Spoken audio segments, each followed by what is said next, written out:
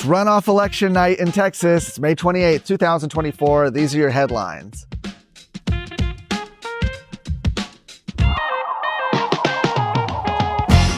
Regardless if House Speaker Dade Phelan wins or loses his runoff election tonight, but especially if he loses, things are about to move very quickly inside the Texas House. Since the March primary wipeout of incumbent members who were placed in electoral danger by Phelan's actions, like placing Democrats in leadership positions, ignoring the legislative priorities of the party, and the failed impeachment of Attorney General Ken Paxton, to name a few, well, discussions have quickly begun in the Capitol about what a post-Phelan House should look like. The most visible of these efforts has been the contract with Texas. The series of 12 proposed reforms has been signed by more than 24 incumbent Republicans and candidates so far. And far from just tinkering around the edges, the contract with Texas calls for serious structural changes that its creators and signatories say would fundamentally change the role of the Speaker in order to deliver the conservative victories that Republican voters have demanded. This naturally includes ending Democrat chairmanships, which has been a legislative priority of the Republican Party of Texas, but it also includes items such as term limits for the Speaker of the House, audio-visual recordings of parliamentary debates, a prohibition on the Speaker funneling campaign cash to loyal members, and a promise by the next Speaker not to seek support from Democrats in building their coalition of support. Now, these changes threaten the Austin swamp, and whether Phelan wins or loses tonight, the Austin establishment is scrambling to hold on to what's left of their coalition. Sources have told Texas Scorecard that lawmakers in the Phelan-allied Texas Freedom Caucus, unaffiliated with and is actually disavowed by the well-known National Freedom Caucus network, are working on their own set of reforms. Now, these sources say the watered-down version will forego many of the contract with Texas's most important points, including the power-sharing agreement with Democrats so important to the lobby. It is generally understood that the race for the next House Speaker will begin in earnest this week. Even if Phelan keeps his seat in the House, even his closest allies expect someone else will be Speaker in 2025. In the midst of this, now more than ever, citizens must be vigilant of moves by the Austin establishment to maintain the status quo under the guise of so-called reform.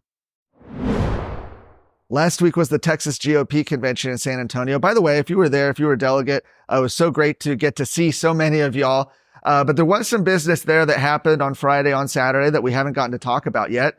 The Republican Party of Texas has officially approved new rules which close the party's primaries from Democrat influence. The new rules require voters to register their affiliation with the party to vote in the primary elections. It was approved by delegates to the convention on Friday, and the rule specifically states that voters are eligible to vote in the Republican Party primary if they haven't affiliated with another political party in the current year and they meet the following criteria. So, the individual voted in the Republican primary or primary runoff election in the previous biennium, as shown by records maintained by the party. The individual voted in the Republican primary election or the Republican primary runoff election in the previous biennium, as shown in the records maintained by the Republican Party of Texas, or the individual's registered as a Republican with the Republican Party of Texas, or the individual completes and submits a written certificate of affiliation with the Republican Party of Texas no later than the first day on which a candidate may file for a place on the general primary election ballot for the primary election, or that the individual is voting in their first primary election and is under the age of 21. Now, while establishing closed primaries in which voters may only vote in the primary elections for the party they are affiliated with has been a legislative priority of the Republican Party of Texas, the state instead operates an open primary system. Voters of any party can choose which party's primary they would like to vote in, although they can't vote in both in the same year. You can't vote in a primary and then vote in a different primary's runoff. In some districts, that means Democrats voting in the Republican primary elections in safely red areas to elect more moderate candidates. Well, nearly 73% of Republican voters approved a ballot proposition in support of closed primaries during the primary election in March.